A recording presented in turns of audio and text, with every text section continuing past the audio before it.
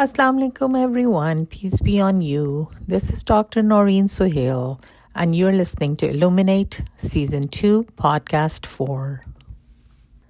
Today we are going to talk about active listening. Active listening is the cornerstone of healthy relationships, fostering understanding and building trust. It takes the partners in the relationship from merely hearing words to fully comprehending a person's thoughts, emotions, and intent. It is a conscious effort to focus on the speaker without distraction or judgment, ensuring they feel seen, valued, and respected. Active listening builds trust and emotional intimacy.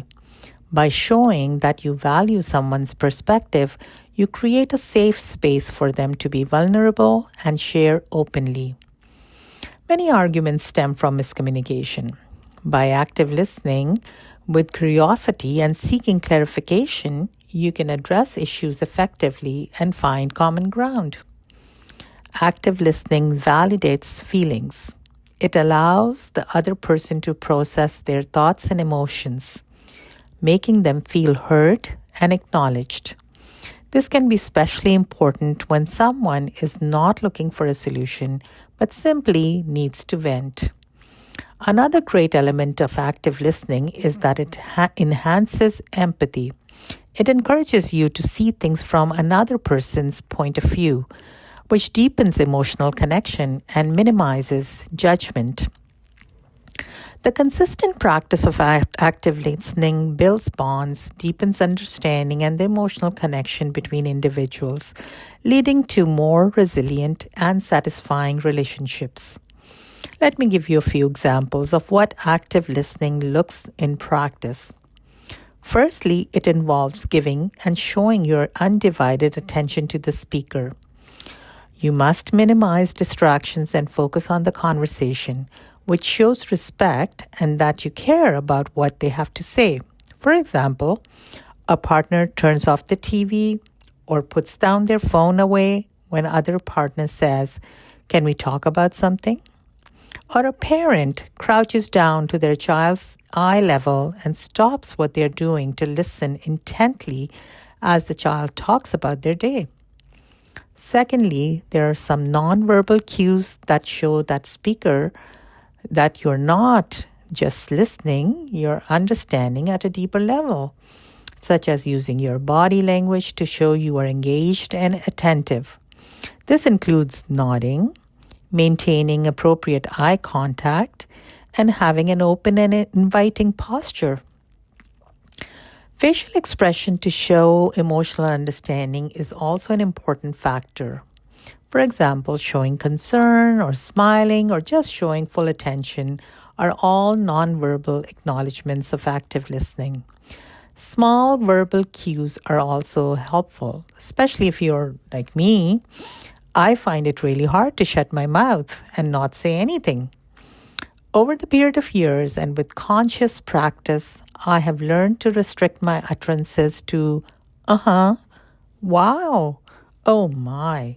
And then, these are tiny words, but hold a big message that I am interested. Tell me more. You have my full attention. I find them very helpful in moving the conversation along.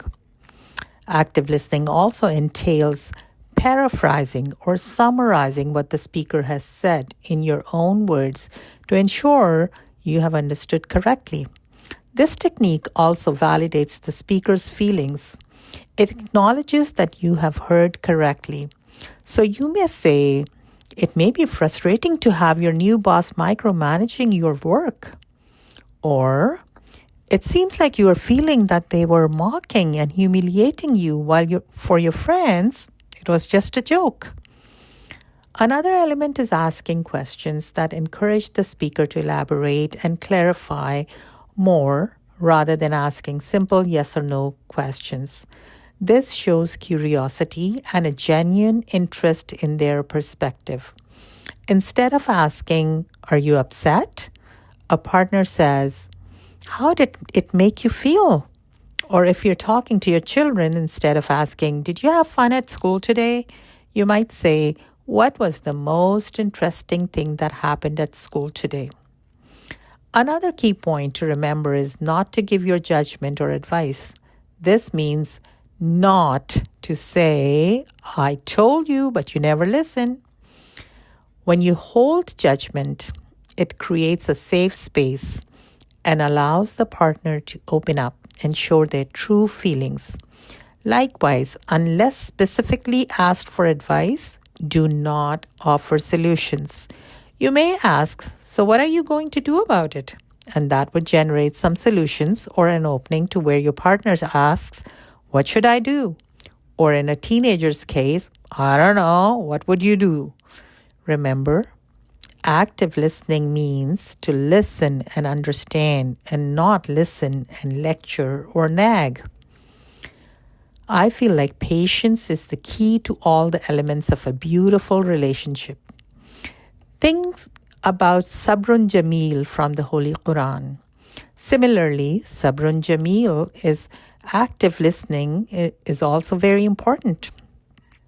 Allowing the speaker time to express themselves fully without interrupting, remaining silent and attentive, allowing them the time and space to gather their thoughts without being rushed, to allow them to pause and think without jumping in to finish their sentence, even during an uncomfortable conversation.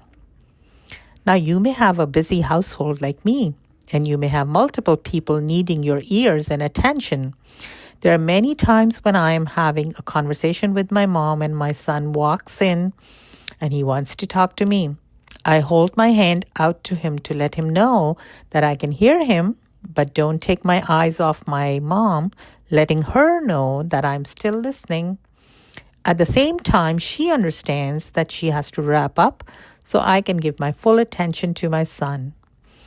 Nonverbal cues such as these are handy to keep the pace going. Active listening and open communication do not happen in a day. It takes time and practice, mindfulness and reflection. Slowly, with your non-judgmental and inviting attitude, you will create a safe environment for your family and friends to come and talk to you frequently. With your empathy and patience, you will create an unbreakable bond of love and trust. Remember, it's never too late to start practicing. This podcast is a humble effort in gratitude to Allah Ta'ala. It is based on Dr. Naureen Sohail's observations, personal experiences, thoughts, and learning while navigating her own life as a Canadian Muslim.